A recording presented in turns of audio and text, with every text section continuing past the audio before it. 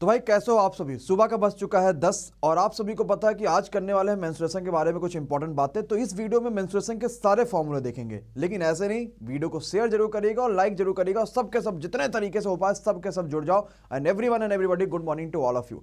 तो भैया इससे पहले जिन्होंने सब्सक्राइब नहीं कर रखा होगा, जब उनको शेयर करिएगा तो सबके सब सब्सक्राइब पे क्लिक कर लें, और अगर आप उनको शेयर करोगे तो सबके सब बेल आइकॉन पे क्लिक कर लें ताकि हर चीज़ की नोटिफिकेशन मिलते रहे, हर चीज़ के बारे में कंप्लीट जानकारियाँ उन्हें मिलते रहे। तो चलो स्टार्ट करते हैं मेंस्ट्रुएशन के बारे में कंप्लीट जानकारी। देखते हैं मेंस्ट्रुएशन क्या होता है क्या नहीं होता, वो सब चीज़ के बारे में यहाँ पे देखेंगे, समझेंगे, करेंगे क्या है क्या नहीं। इससे पहले जिन बच्चों ने सब्सक्राइब नहीं कर रखा होगा वो जरूर सब्सक्राइब कर लीजिएगा, बेल आइकॉन पे क्लिक करिएगा, अनअकैडमी पे जरूर फॉलो कर लीजिएगा। चलो भाई समझते हैं क्या है क्वेश्चन और बिल्कुल ध्यान से हम यहाँ पे करेंगे।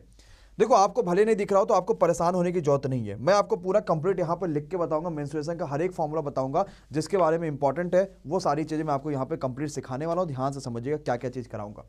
सबसे पहले अगर मेंस्ट्रुएशन के फॉर्मूले में बात करते हैं तो रेक्टेंगल आता है। दोस्तों आप सभी को पता है रेक्टेंगल का मतलब क्या होता है, आयत होता है। अब आयत के बारे में पहले 2-4 जानकारी ले लेते हैं, उसके बाद फिर कई सारी चीज़ें आगे हम बात करेंगे। जैसे कि यहाँ पे आपको फिगर दिखाई दे रहा होगा, तो ये फिगर आपके पास बना हुआ है। तो आयत मतलब क्या होता है, जिसकी आमने सामने की भुजाएं बराबर हो वही फिगर क्या हो जाता है भैया, वही फिगर आयत हो जाता है। जैसे हमने मान लिया कि हमारे पास ABCD को एक आयत दे रखा है जो पूरा कंप्लीट, जिसकी आमने सामने की भुजाएं बराबर है। अगर हम इस भुजा को लेंथ मान लेते हैं तो ये भी क्या होगा, लेंथ ही होगा, और अगर ये ब्रेथ मान लेते हैं तो ये भी ब्रेथ ही होगा। L और R भी मान सकते थे लेकिन वो गलत हो जाएगा। क्यों? अगर इसकी लंबाई L तो इसकी लंबाई L, इसकी लंबाई B तो इसकी लंबाई B। ये लंबाई है, ये चौड़ाई है, सीधी सी बात, इतनी बात आपको याद रखनी है। इसके फॉर्मूले क्या आते हैं? सबसे पहला फॉर्मूला आता है एरिया का। अगर हम बात करेंगे कभी भी किसी भी आयत के एरिया के बारे में, किसी भी आयत के क्षेत्रफल के बारे में, तो क्षेत्रफल क्या होता है, लंबाई गुणे चौड़ाई। आपको बस उसके लंबाई और चौड़ाई का मल्टीप्लिकेशन कर देना, आपको वहां पे एरिया निकल के चला जाएगा, कोई परेशानी नहीं है। अब आता है परिमाप के बारे में, यानी पेरीमीटर के बारे में। देखो किसी भी फिगर का, दुनिया का कोई भी फिगर आप ले आओ, चाहे वो कोई भी फिगर क्यों ना हो, अगर परिमाप के बारे में क्वेश्चन आएगा तो ऑलवेज याद रखना कि सभी साइडों का सम कर दो। तो यहाँ पे L कितनी बार दिख रहा है, 2 बार दिख रहा है। B कितनी बार दिख रहा है, 2 बार दिख रहा है। तो L और B आपको 2-2 बार दिखा, 2 कॉमन ले लो, ब्रैकेट में क्या आएगा, L प्लस B। यही इसके आपका परिमाप का जो होता है वो फॉर्मूला होता है, और यही क्वेश्चन आपके पेपर में पूछा भी जाता है। ये दोनों पॉइंट्स नोट कर लीजिएगा गाइज, और अगर समझ में आ रहा तो कमेंट बॉक्स में ऐसे जरूर कमेंट करिएगा। डेली मॉर्निंग के 10 बजे आपको मैथ्स की यहाँ क्लास मिलती है, लेकिन 25, 26 और 27 ये 3 दिन आपके लिए बहुत चमदार होंगे, बहुत ही बेहतरीन होंगे, क्योंकि इस 3 दिनों में हम लोग करेंगे एक महा marathon class for NTPC exam, क्योंकि NTPC एग्जाम का आखिरी पल आ चुका है। अब तीसरी बात क्या पूछी जाएगी, इसका विकर्ण पूछा जाएगा। देखो आयत का क्या क्या और भी चीजें होती है वो मैंने आपको ऑलरेडी ज्योमेट्री की 3-1.5 घंटे की वीडियो में करा दिया, वो आपको वहां से जाके देख लेना है। ये जो आपका इसका विकर्ण होता है, इस विकर्ण की लंबाई पूछता है कैसे निकालोगे। हमेशा आपको पता है आयत पे यहाँ पे 90 बनेगा, और अगर इस त्रिभुज में ये 90 बन रहा है तो ये क्या होता है, अंडर रूट में L square plus B square, यही इसका क्या हो जाता है, विकर्ण हो जाता है। एक सिंपल सा फॉर्मूला आपके पास पूछा जाता है। क्यों? क्योंकि पाइथागोरस फॉर्मूला से। तो क्या आयत के बारे में सबको सारी जानकारियां मिल गई?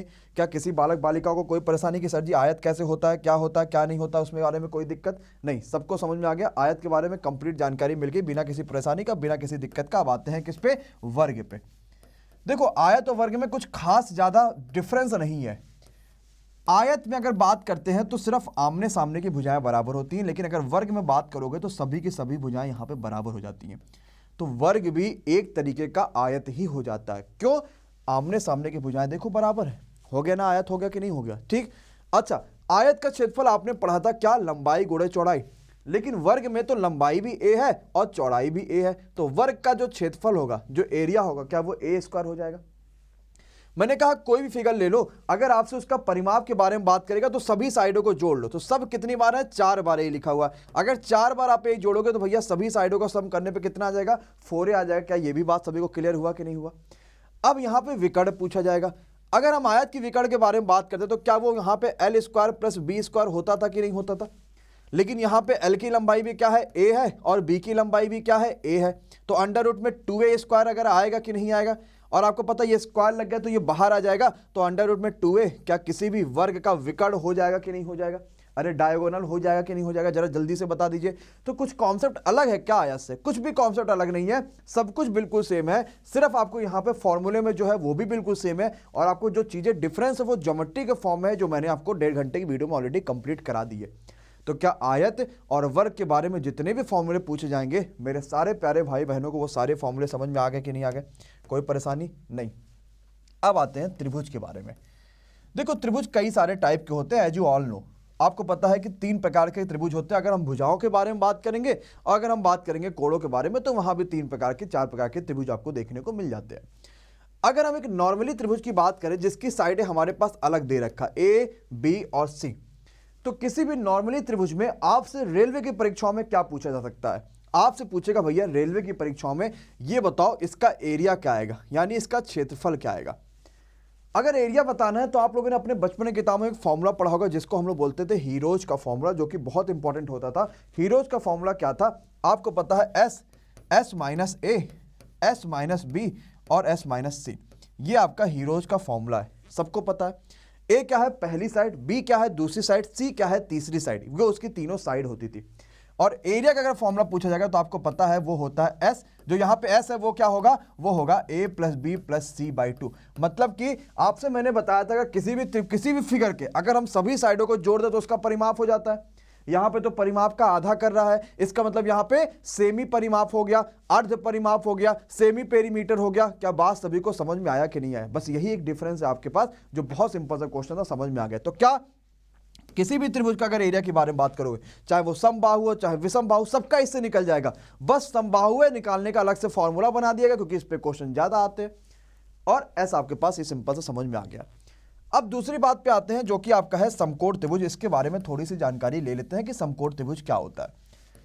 समकोण त्रिभुज वो त्रिभुज होता है जहां पे एक एंगल 90 अंश बनता है। त्रिभुज है, त्रिभुज के तीनों कोणों का कितना होता है? 180 होता है। अगर इसके एरिया के बारे में बात करेगा तो आपको कुछ खास नहीं करना होता है।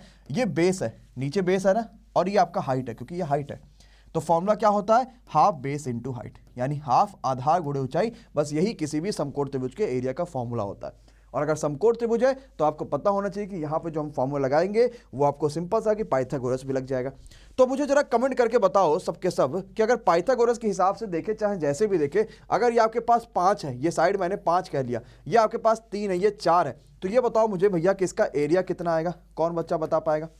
बहुत अच्छा, क्या हो जाएगा? हाफ बेस इंटू हाइट, यानी आप 2 से काटोगे तो 2 दूनी 4 और 3 दूनी 6। आपके पास आंसर कितना आ जाएगा एरिया का? 6 सेंटीमीटर स्क्वायर। अगर सेंटीमीटर में दे रखा है, अगर मीटर में दे रखा है तो मीटर स्क्वायर कर दोगे। सिंपल सा, सबको ये बात ऑलरेडी पता चल गई।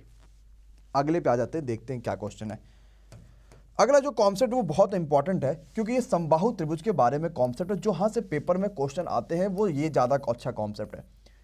समबाहु त्रिभुज की खासियत क्या होगी कि सभी के सभी साइडें बराबर हो जाएंगी। लाइक मैंने साइड मान लिया कि ए।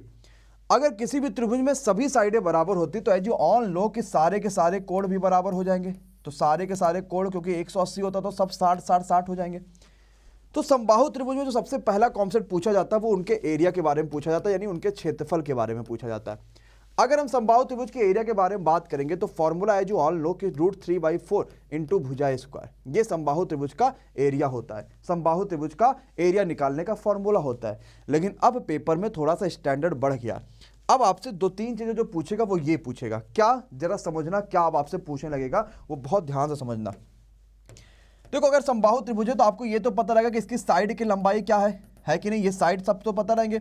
हमने इसके अंदर बना दिया एक अर्धवृत्त, अर्धवृत्त कर रहा हूं मैं, अंतावृत्त मैंने बना दिया। इसके अंदर एक अंतावृत्त बना दिया। मैंने कहा अगर इस अंतावृत्त की त्रिज्या स्मॉल r है तो इसका रेडियस क्या होगा?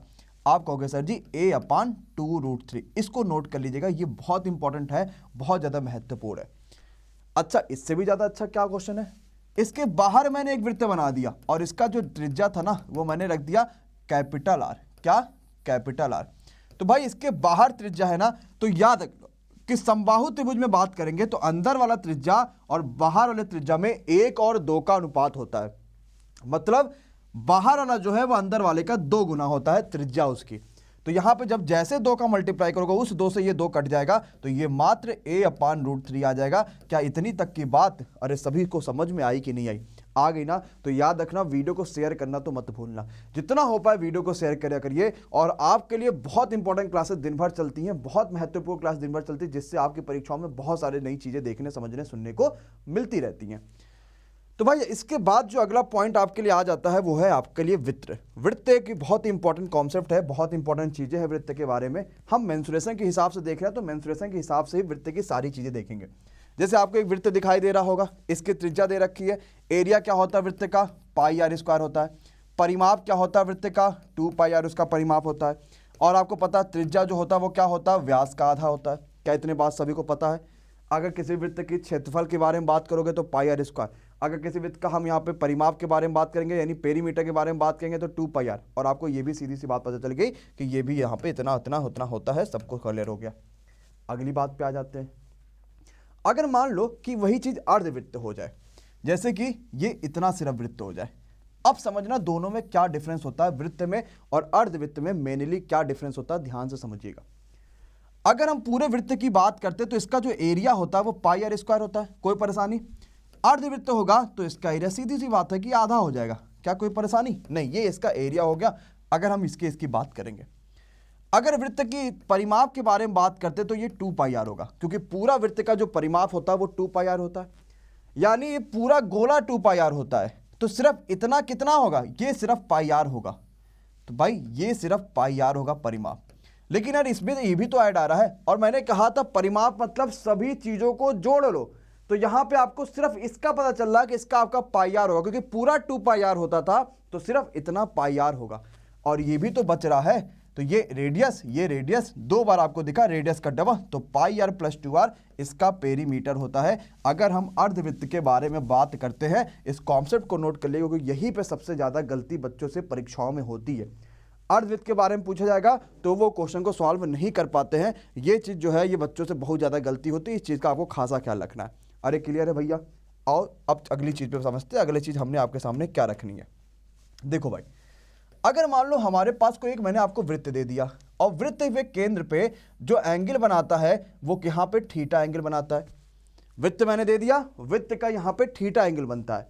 तो 2-3 कॉन्सेप्ट आपसे पूछे जाते हैं, क्या ये बताओ इसका एरिया कितना आएगा। अब आप कहोगे सर जी ये कैसे निकाले एरिया।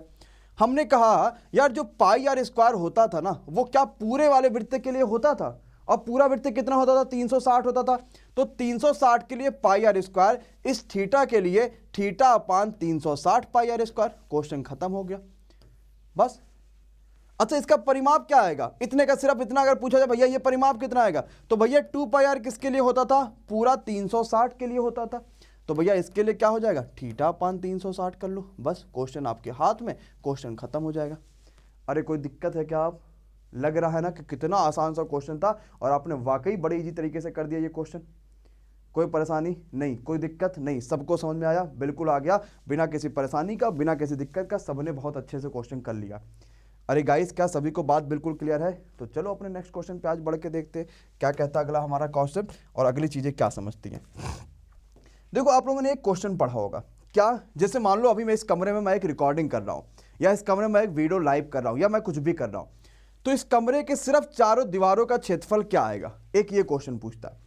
तो याद रखिएगा, किसी भी कमरे के सिर्फ चारों दीवारों का जो क्षेत्रफल होता है वो होता है 2h ब्रैकेट में l plus B. Is the most important concept जो आपके पेपर में पूछा जाएगा, इसको बहुत अच्छे तरीके से समझ लीजिएगा। क्या 2 इंटू हाइट ब्रैकेट में l प्लस बी। अब ऐसा क्यों होता है, देखो आपको पता है कि भाई अगर हम इसको करेंगे ये l इंटू बी, ये l इंटू बी, ये l इंटू बी, ये l इंटू बी नहीं होगा, क्योंकि किसी भी अगर कमरे की बात करोगे तो ये कमरा एक 3D फिगर है, और 3D फिगर है जिसमें 3 साइडें होंगी, जिसमें L, B और H तीनों के तीनों आएगा, तो एक BH एक HL, इस तरीके से मामला सब बनेगा। अगर हमें सिर्फ और सिर्फ चारों साइड का निकालना है तो 2h ब्रैकेट में l प्लस बी ये एरिया होता है, अगर किसी कमरे के 4 दीवारों की बात करते हैं तो।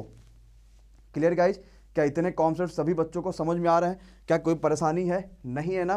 तो लाइक करना किसका काम है भैया, आपका काम है, और शेयर करना किसका काम है भैया, आपका काम है। तो एक बार जल्दी से मार दो शेयर सबके सब, है ना? पक्का मार दिया? चलो आते जरा समझते हैं।